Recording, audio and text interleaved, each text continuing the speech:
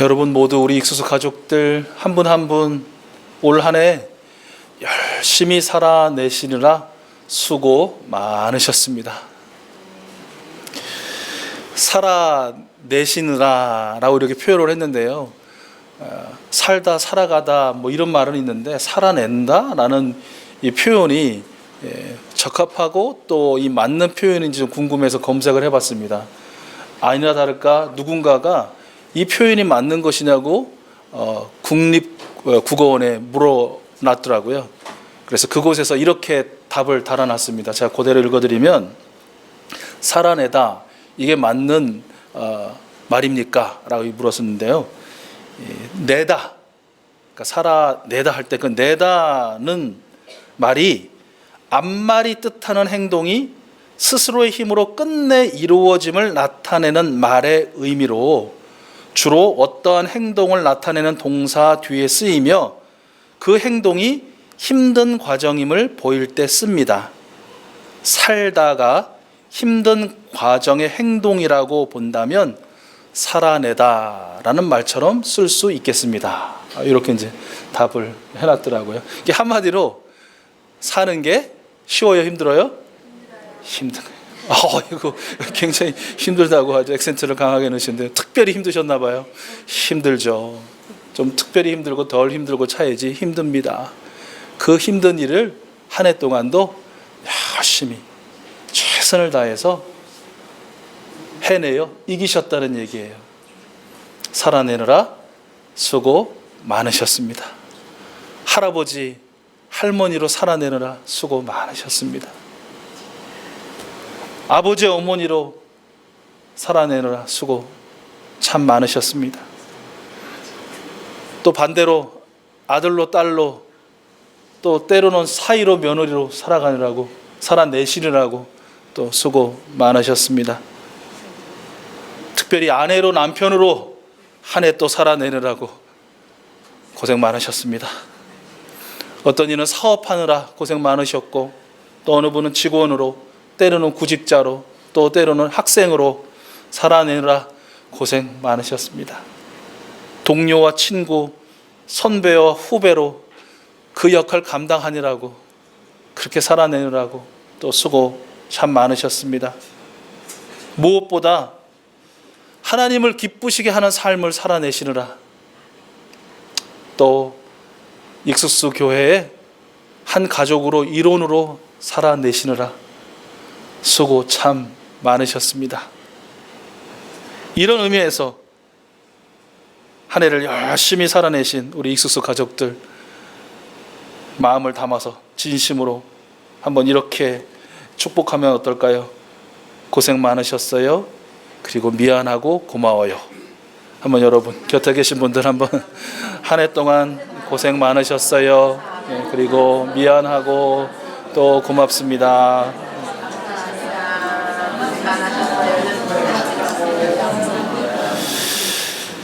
다시 한번 고생 많으셨고 또 죄송하기도 하고 또 많이 감사합니다.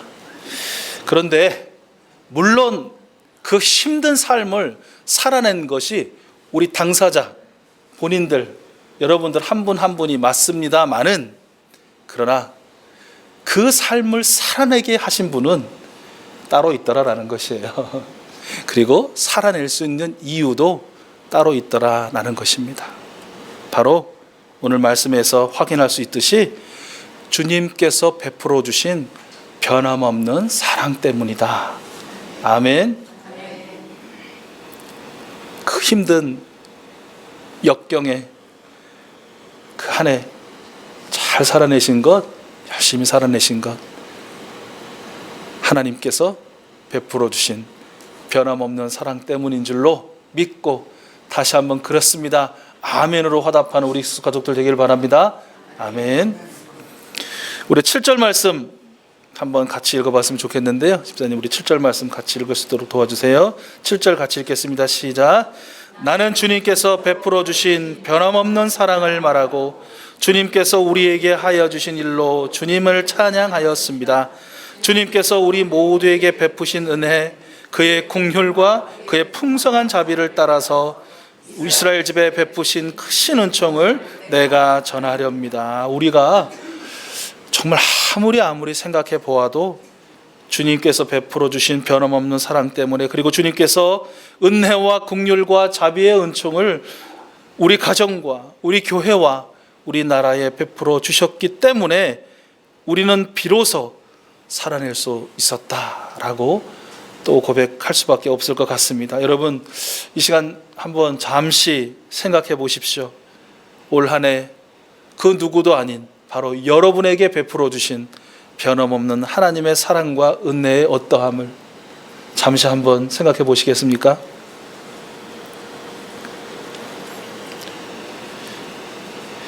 주님은 왜 이토록 우리를 사랑하시는가라고 한번 생각해 보게 됩니다. 어제 비교적 최근에 애완묘를 들이시고 집사로서의 삶을 시작한 분과 이렇게 이야기를 잠시 좀 나누었는데요. 이곳에도 계시겠지만 고양이를 키우시는 분들은 스스로를 집사라고 칭합니다. 그러니까 입양한 고양이를 주인 대접하고 주인은 자신은 고양이를 위하여 존재하는 스스로 낮춰 부르는 것입니다. 영어권에서는 캣 서번트라고 한답니다. 집사보다 한 단계 더 아래죠. 종이란 얘기입니다. 고양이를 위한 종이라고 스스로를 낮춰 부르는 것입니다. 때가 되면 밥 줘, 물 줘, 간식 줘야 됩니다. 한시라도 심심해할까 봐 열심히 놀아주어야 합니다. 고양이에게 뭐 필요하다고 누구한테 듣든지 텔레비전에서 보든지 가면 거의 무조건적으로 구입합니다. 구비해 놓습니다. 한밤중에 우다다다 온 집을 헤집어놔도 이해하고 인내합니다. 조금이라도 아파하는 것 같으면 빨리 병원으로, 거의 뭐 응급실 환자 수준으로 데리고 가서 또 치료합니다. 온갖 정성을 다 기울이다가 어쩌다 한번 내 곁에 와서 기대주면 그렇게 좋아할 수가 없다고 합니다. 공감을 잘 못하시는 것 같아요. 고양이를 안 키우시니까. 아마 고양이를 키우는 분은 아마 아실 텐데, 혹시 또 애완견을 또 함께 생활하시는 분들도 이해하실 것 같은데요. 어떤 이유로 이렇게 할 수 있는가? 그래서 자신이 선택하여 자신의 소유 삼은 것 이유 때문이죠. 내 것이기에 예쁘고 사랑스러운 것이고 내 것이기에 모든 것으로 위해주고 싶은 것입니다. 이런 모습은 일반적인데 특히 맞손주를 보았을 때 보이는 조부모님들의 모습이기도 합니다. 평범한 아기를 거의 신격화시키는 그런 모습들을 보면 그렇습니다. 우리 주님은 우리를 창조하신 분이시죠. 주님은 우리를 지명하여 부르신 분이십니다. 주님은 너는 내 것이라 확정하신 분이십니다. 주님은 우리를 아들과 딸 삼으신 분이십니다. 그러니 우리를 그토록 사랑하지 않으실 수가 없는 것이죠. 아무리 대단한 고양이 집사라 할지라도, 아무리 헌신적인 부모 조부모라 할지라도 우리 주님의 그 사랑, 바로 나를 향한, 우리를 향한 그 사랑과 어찌 비교할 수 있겠습니까? 우리 8절 말씀을 한번 같이 읽어봤으면 좋겠는데요. 8절 말씀을 함께 읽어보겠습니다. 시작. 주님께서 이르시기를 그들은 나의 백성이며 그들은 나를 속이지 않는 자녀들이다 하셨습니다. 그런 다음에 그들의 구원자가 되어 주셨습니다. 우리는 하나님을 속이지 않는 자녀입니까? 단언코 아니죠. 우리는 결코 속일 수 없는 하나님을 속이는 자녀들입니다. 우리의 모든 것을 다 보시고 아시는 하나님이 그냥 그렇게 속아 주실 뿐인 것입니다. 속이는 자녀된 우리를 하나님은 속이지 않는 자녀들이라고 불러주십니다. 그리고 우리들의 구원자가 되어 주십니다. 죄인이었고 아직도 여전히 죄인인 우리를 의롭다 하시고, 그리고 여전히 여러분 한 분 한 분을 아들이라 불러주시고 사랑하는 딸이라고 인정해 주십니다. 그럼에도 불구하고 우리가 하나님을 사랑한 것이 아니고요, 그럼에도 불구하고 하나님이 우리를 사랑하신 것입니다. 우리를 사랑하시는 이유, 우리에게 그럴 만한 자격이 있어서일까요? 아니죠. 하나님이 사랑하는 분이시기 때문에, 하나님이 사랑밖에는 모르시는 분이시기 때문에 사도 요한의 말처럼 하나님은 사랑 그 자체이시기 때문에 나 같은 것도 사랑해 주시는 것입니다. 무조건적으로, 그리고 무제한적으로 나 같은 것을 하나님은 사랑하십니다. 말구유가 그 증거이고 십자가가 그 증거입니다. 특별히 십자가는 하나님의 사랑의 어떠함을 믿으라고 우리에게 주신 증거이기도 하죠. 십자가가 증명하는 하나님의 사랑은 우리에게도 너무도 낯선, 이유 없는, 자격 없는, 도무지 이해할 수 없는 사랑 그 자체인 것이죠. 9절 말씀을 우리 함께 읽기 원하는데요. 9절 말씀 함께 읽어보겠습니다. 시작. 주님께서는 그들이 고난을 받을 때에 주님께서도 친히 고난을 받으셨습니다. 천사를 보내셔서 그들을 구하게 하시지 않고 주님께서 친히 그들을 구해 주셨습니다. 사랑과 긍휼로 그들을 구하여 주시고 옛적 오랜 세월 동안 그들을 지켜들고 안아주셨습니다. 아멘. 특별히 이 구절요, 옛적 오랜 세월 동안 그들을 지켜들고 안아주셨습니다. 여러분이 자식들을 그렇게 지켜들고 안아주셨던 것처럼, 여러분이 손주들을 그렇게 지켜들고 안아주셨던 것처럼, 우리 하나님께서는 여러분 한 분 한 분을 어제와 오늘고 그리고 영원토록 오랫동안 지켜들어 안아주시는 분이십니다. 우리가 고난받을 때 우리가 혼자 고난받는 것 같지만 누구도 몰라 하지만 십자가를 지셨던 예수님이 아시고 여러분의 그 고난과 고통, 고민과 눈물과 가슴침의 자리에 함께 하셨습니다. 그 주님의 은혜로 여러분이 바로 오늘 지금 여기 이 자리에 계신 것입니다. 아멘. 천사를 보내 구하여 주셔도 감사한데 천사를 심부름꾼으로 쓰지 않으시고 주님께서 직접 이 천하고 낮은 땅 위로 여전한 죄인임에 불과한 우리에게로 찾아오셔서 내려오셔서 달려오셔서 구원하여 주시고 끌어안아 주신 것입니다. 사랑과 긍휼로 우리를 구하여 주시고 오랜 세월 동안 우리를 지켜들고 안아주신 우리 주님을 찬양합니다. 아마도 이 구절의 말씀을 읽는 동안 여러분 한 해 동안에 여러분이 겪으셨던 고난, 또 그 고난 중에 구원하셨던 우리 주님, 여러분 혹여나 그 가시밭에 불길에 그 깨어진 유리길에 발이 벨까봐 여러분을 지켜들어 안아주셨던 그 주님의 사랑이 파노라마처럼 펼쳐져 보였을 것이라고 생각합니다. 그 사랑 얼마나라는 복음성인가가 있죠. 그 후렴구 기억하십니까? 우리 함께 나직히 불러보시면서 우리 눈앞에, 우리의 영혼 앞에 파노라마처럼 펼쳐지는 한 해 동안 여러분을 그렇게 사랑하셨던 그 주님을 떠올려 보셨으면 좋겠습니다. 그 사랑 얼마나 아름다운지, 그 사랑 얼마나 날 부욕해, 그 사랑 얼마나 날 부욕해 하는지, 그 사랑을 크고 놀라운지를, 크고 놀라운지를, 그 사랑 얼마나 나를 감격하게 하는, 우리 두 눈을 감고 다시 한번 불러보겠습니다. 그 사랑 얼마나 아름다운지,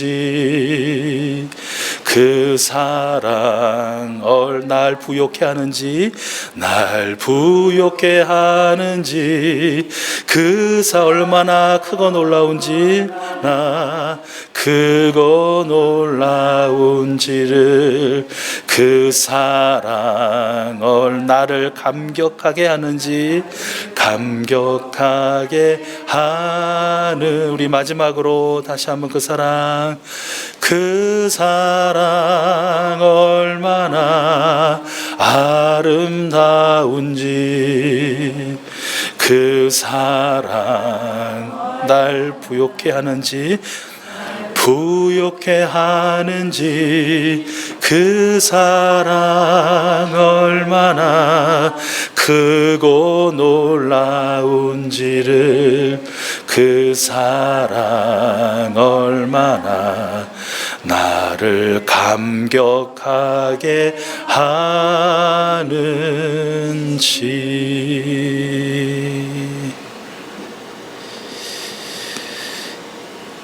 참으로 이 놀랍고 변함없는 은혜 그리고 풍성한 긍휼 자비의 은총을 올 한 해 동안도 우리 받았음을 우리 주님께 진심으로 감사하고 또 감사하는 이 순간이 되었으면 좋겠고요. 그리고 하나님을 향한 감사라는 것은 결국 더불어 살아가게 하신 또 함께 살아내게 하신 사람들과의 관계 속에서 열매를 맺게 되어지는데 그 열매라는 것은 결국 용서와 화해라고 말할 수 있을 것 같습니다. 여러 번 들으셨을 것 같은데 다시 한번 떠올려 드리기 위해서 우화 들려드립니다. 두 사람이 사막을 걸어가고 있었습니다. 사람이 함께 한다는 것은 항상 문제와 함께 하는 것이죠. 여행 중에 문제가 생겨서 서로 다투게 되었습니다. 한 사람이 다른 한 사람의 뺨을 화가 나서 때렸습니다. 뺨을 맞은 사람은 기분이 나빴지만 아무 말 하지 않았습니다. 그리고 그는 모래 위에 이렇게 적었습니다. 오늘 나의 가장 친한 친구가 나의 뺨을 때렸다. 그들은 오아시스가 나올 때까지 말없이 걸었습니다. 마침내 오아시스에 도착한 두 친구는 그곳에서 목욕을 하기로 하였습니다. 뺨을 맞았던 사람이 목욕을 하러 들어가다가 그만 늪에 빠지게 되었습니다. 바로 그때 뺨을 때렸던 친구가 그를 구해 주었습니다. 늪에서 빠져나오게 되었을 때 이번에는 돌에 이렇게 썼습니다. 오늘 나의 가장 친한 친구가 나의 생명을 구해 주었다. 그를 때렸고 구해준 친구가 의아해서 물었습니다. 내가 너를 때렸을 때는 모래에다 적었는데 왜 너를 구해준 후에는 돌에다가 적었니? 친구는 대답했습니다. 누군가가 우리를 괴롭혔을 때 우리는 모래에 그 사실을 적어야 해. 용서의 바람이 불어와 그것을 지워버릴 수 있도록. 그러나 누군가가 우리에게 좋은 일을 하였을 때 우리는 그 사실을 돌에 기록해야 해. 그래야 비바람이 불어와도 영원히 지워지지 않을 테니까. 이런 이야기입니다. 여러분, 주님께서 베풀어 주신 변함없는 사랑을 받으셨습니까? 여러분 많이 경험하고 또 그 사랑을 오늘도 확신하십니까? 그렇다면 이 시간 주님께서 동이 서에서 먼 것 같이 우리의 죄가를 우리에게서 멀리 옮기신 것처럼 다른 사람들의 그 죄가를, 그 허물을 용서의 바람으로 지워내십시오. 주님께서 죄인인 나를 여전히 나를 속이지 않는 자녀라고 불러주신 것처럼 용서했다면 그 용서의 열매인 화해하시고 화목하십시오. 그리고 혹시나 더불어 살아가게 하신 사람들에 대한 마땅히 감사해야 될 것 기억해내지 못한 감사가 있다면 또는 무시해버린 감사가 있다면 감사하십시오. 그 사람을 찾아가 감사하십시오. 그분을 축복해 주십시오. 그것이 곧 하나님께 감사하는 행위입니다.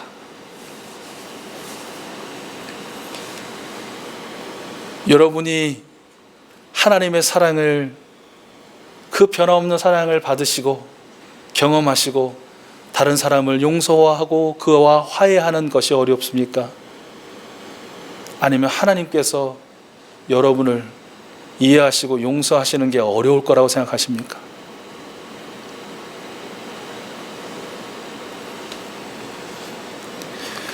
말씀을 마무리하려고 합니다.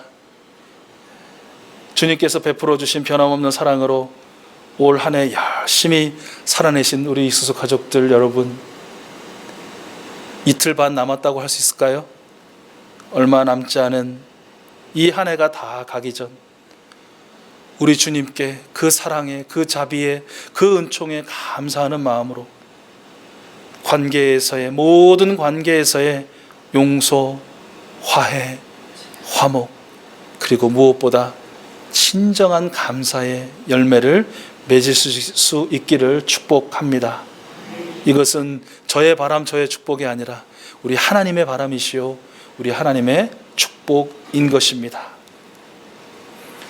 이게 마지막에 아멘으로 끝나셔야 되는데 하나님께서 원하시는 그 귀한 일 결단하시고 실행하시고 열매 맺을 수 있는 여러분 모두가 되시기를 축복합니다.